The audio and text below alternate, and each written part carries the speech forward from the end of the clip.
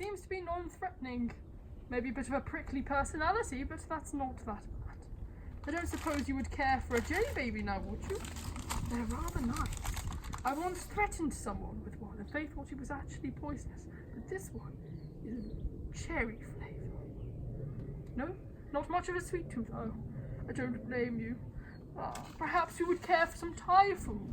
My assistant is rather fond of it. Thanks be to Thai. Hello and welcome back to my channel. Today we will be reviewing the top story entitled Meglos from Doctor Who Season 18, which I have reviewed.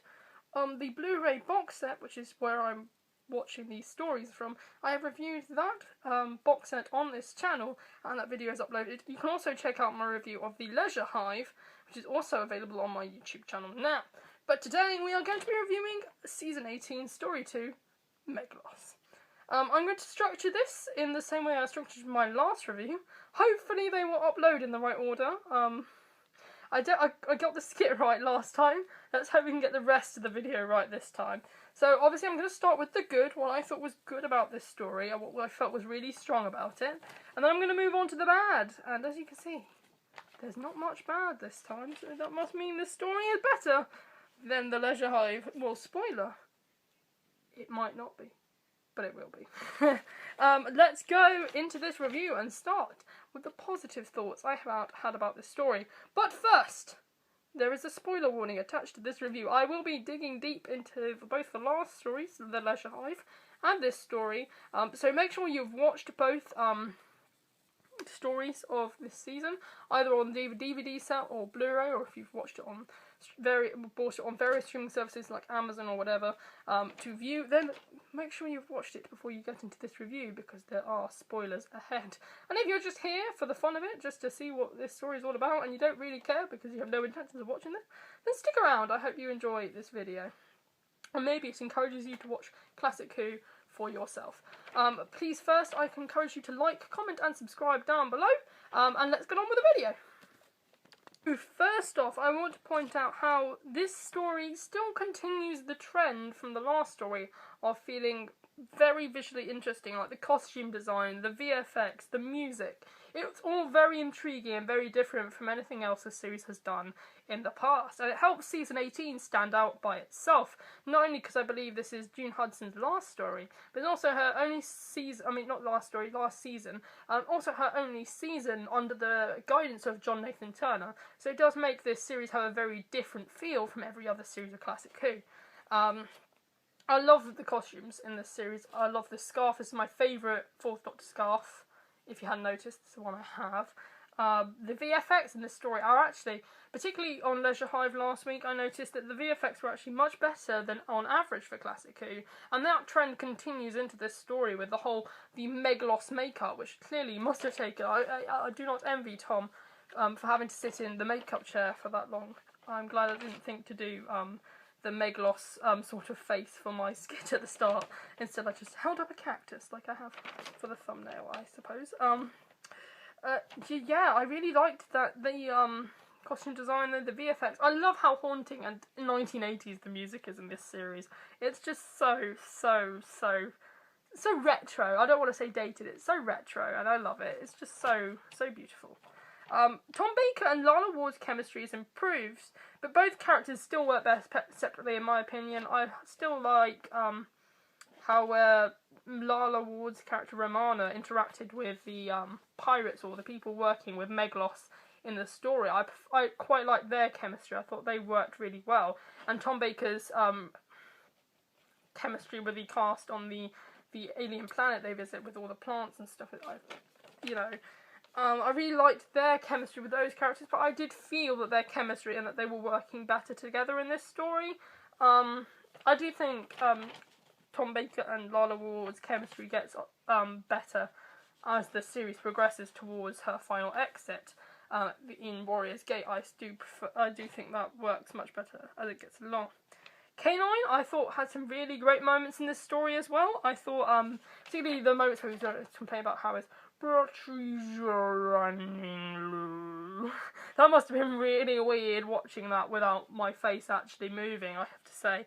I do think K9 stumbling around in the rainforest, I love how K9 gets these bits and bobs to do in like terrain that he really shouldn't be in. I can imagine that being a massive pain in the backside for producers and people working on the show at the time, having K9 trumbling all over the dirt and stuff. But this, I believe, was done in a studio. I mean, I could see the studio lights above the scenery, so it was probably just filmed in a studio. So that was a bit of a blessing from the producers, I guess. K9. I just love K9. It breaks my heart that he keeps on getting underused in these stories. I do feel that is very much a bit of a element of these stories.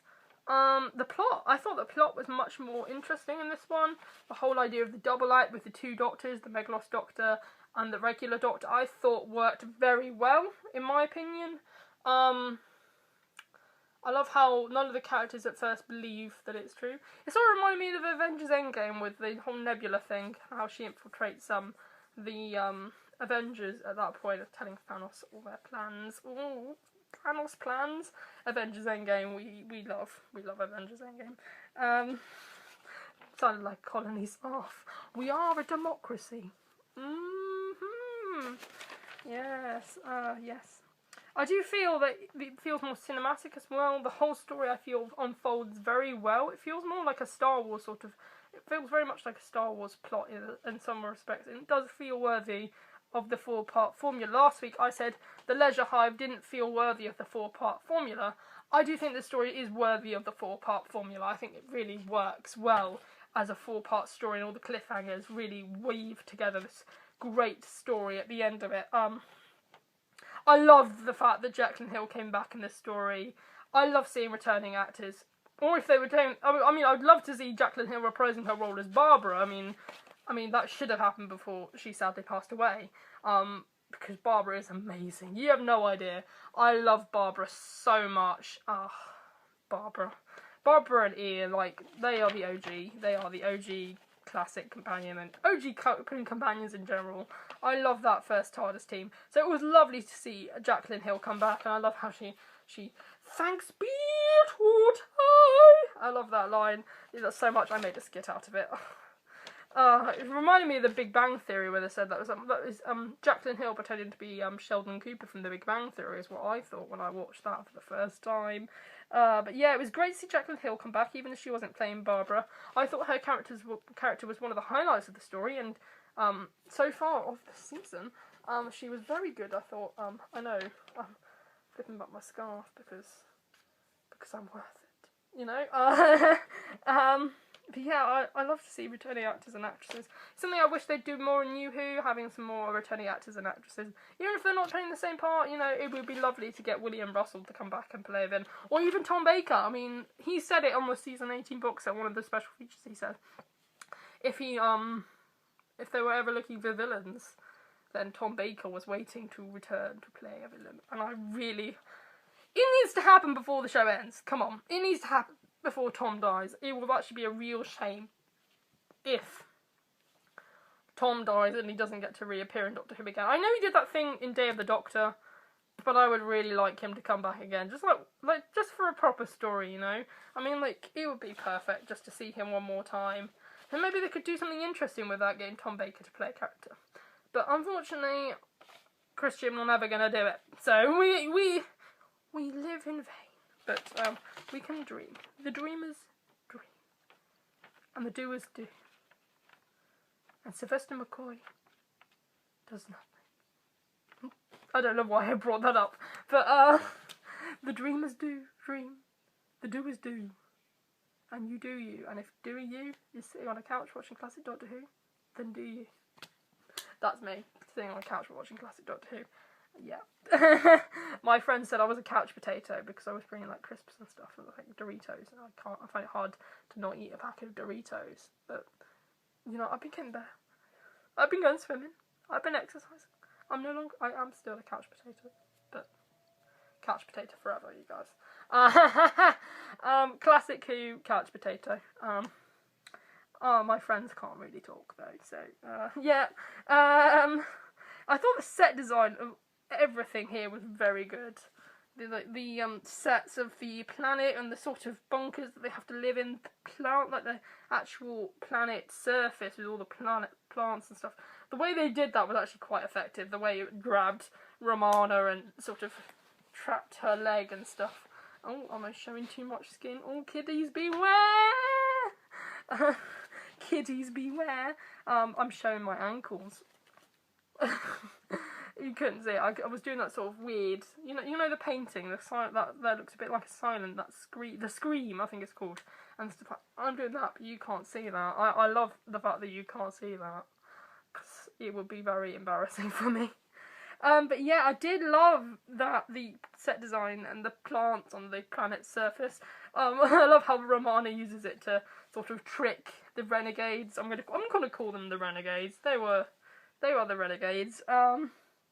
That planet, the other planet they visit, where Meglos was on, with all the sort of pillars and the sort of pentagons, I think I want to call them, the sort of pentagon shapes, and the way they do it with the decahedron. I love the fact they called it a decahedron. The decahedron! And just like talking about that. Oh, I love the decahedron. The decahedron. Oh, I love how he subtly goes over to one of the people in the bunker, and he brings her slowly towards him. It's like, come near. The fact that woman went towards him was very, like, are you for reals now? You're going towards someone who's eerily pointing forwards. Isn't that what, like, the Watcher does? He does this.